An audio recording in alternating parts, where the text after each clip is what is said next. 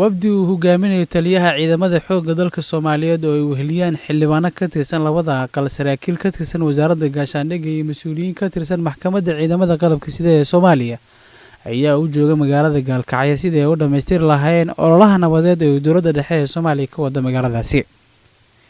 ciidamo ka tirsan militariga Soomaaliya oo ka madax bannaan talisay qeybadeeda 12aad iyo 54aad ayaa ka howlgelaya magaalada Gaalkacyo kuwaas oo lagu talagalay in amniga magaalada ay xaqiijiyaan.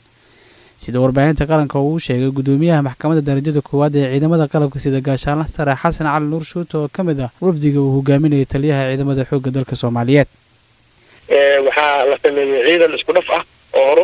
u bilownay ciidankaasi militariga Soomaaliya ay ka tirsan yihiin ciidanka xoogga dalka urur madax bannaan oo si toos ah u hoostago taliska ciidanka xoogga dalka oo ka madax bannaan qaybta 12aad oo galmudug ka shaqeysa iyo qaybta 54aad oo Puntland loogu talagalay ka madax bannaan. dhanka kale waxa uu gudoomiyaha sheegay in magaalada ay ka hirgelin doonaan maxkamad ciidan oo ka madax bannaan maamulada Puntland iyo galmudug sida uu mar kale u sheegay warbaahinta qaranka gaashaanle sare Xasan Cali Nuur Shuuto oo ah gudoomiyaha maxkamadda darajada koowaad ee ciidamada qalabka sida.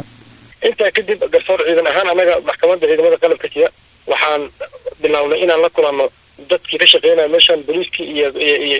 iyo garsoorayaal hore ugu jira meeshaan oo aanan shaqeynin oo magacaaan oo mataqaana u shaqeynaya waan la kulannay waxaan u sheegnay in la samayn doono maxkamad federaal ah oo hoos la shaqeysa ururkaasi oo aan labada maamultoona hoos tegin oo qabata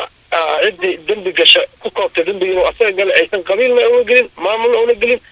asaga shaqsidiisa oo gala qofkii dembi galo asaga ka jawaabo yaan u sheegnay intaasna waa la isla qaatay. waxaa gabagaba noo ah runtii in mataqaana ciidamadii iyo la dhameystiro waxaa gabagaba noo ah in aan markii ciidamada la dhameystiro anagana maxkamadeyntii iyo mataqaana maxkamadii si u shaqeyn lahayd iyo goobaha ka shaqeyn lahayd aan kaga dhawaaqna goordhow marka maalmahan iyo arrimahaas ku howlaneen. magaalada Gaalkacyo ayaa la filayaa in maalmaha soo socda ay martigeliso madaxweynaha Jamhuuriyadda Federaalka Soomaaliya wafdi uu hogaaminayo oo socdaal nabadeed ku maraya qaar ka mid ah gobolada dalka.